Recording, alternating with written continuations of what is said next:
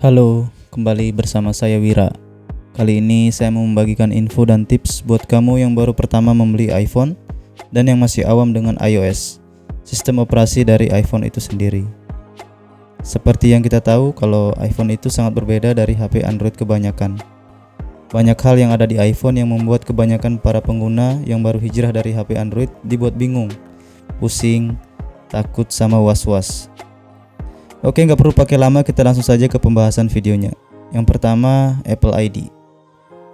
Mempunyai Apple ID merupakan syarat wajib bagi para pengguna iPhone. Ibaratnya dengan ID ini, kita bisa menggunakan HP iPhone sebagaimana mestinya. Dengan ID ini juga kita bisa menikmati berbagai layanan eksklusif dari Apple. Misalnya iCloud, iTunes, Apple Music, App Store, dan layanan digital Apple lainnya. Untuk membuat Apple ID, kita cukup membuat saat kita baru pertama kali menghidupkan iPhone kita, atau kita juga bisa membuatnya di web Apple. Bisa dibilang ID Apple ini merupakan gerbang kita untuk memasuki ekosistem Apple. Yang kedua, UI atau User Interface. Banyak para pengguna iPhone baru yang kebingungan karena HP iPhone mereka dari segi tampilan sangat berbeda dengan Android kebanyakan. Di mana pada HP Android biasanya memiliki tombol fisik dan non-fisik seperti tombol kembali, home, dan recent app, di mana pada iPhone ini tidak ada sama sekali. Pada iPhone keberadaan tombol itu digantikan oleh gestur untuk menavigasikan iPhone kita. Khusus untuk iPhone yang memiliki tombol home, navigasi iPhone masih mengenalkan satu tombol tersebut untuk mengakses halaman utama dan recent app. Kemudian untuk menampilkan notifikasi dan control panel juga sangat berbeda dari HP Android, di mana untuk iPhone seri 10 ke atas, kita bisa swipe dari letak jaringan atau WiFi untuk menampilkan control panel dan swipe dari letak jam untuk menampilkan lock screen dan notifikasi. Untuk seri iPhone yang masih memiliki tombol home, kita bisa swipe dari atas ke bawah untuk menampilkan notifikasi dan lock screen, dan dari bawah ke atas untuk menampilkan control panel. Yang ketiga, recent app. Pengguna iPhone newbie yang baru pindah dari Android tentu sangat takut ketika melihat banyak aplikasi yang masih nongol di recent app.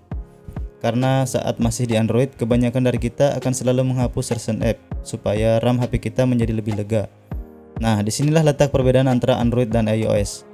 Pada iPhone, kita tidak perlu atau tidak dibenarkan untuk menutup app yang ada di recent app, karena dengan melakukan hal tersebut, iPhone kita akan bekerja 2 kali lipat ketika ingin membuka app tersebut. Hal itu disebabkan oleh manajemen RAM di iOS dan Android memiliki cara kerja yang berbeda. Kemudian iMessage dan SMS. iMessage merupakan perpesanan yang eksklusif hanya ada di perangkat Apple. Ya, mirip-mirip lah dengan WhatsApp.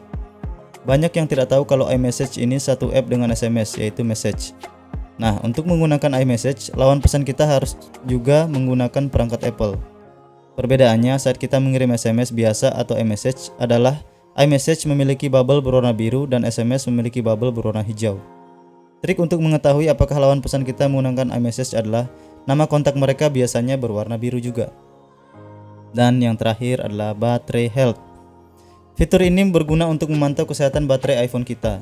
Tapi gara-gara fitur ini juga banyak pengguna iPhone jadi cemas dan was-was, bahkan gak enak makan. Karena barang belasan juta mereka dianggap cacat kalau udah menurun baterai health-nya. Padahal konsepnya tidak seperti itu. Penurunan baterai health tidak serta-merta membuat baterai atau HP kita cacat. Penurunan baterai health sendiri merupakan hal yang wajar karena iPhone tersebut kita gunakan sehari-hari untuk membantu kita dalam berkomunikasi maupun entertainment. Jadi mulai sekarang jangan takut lagi ya kalau baterai health kalian turun.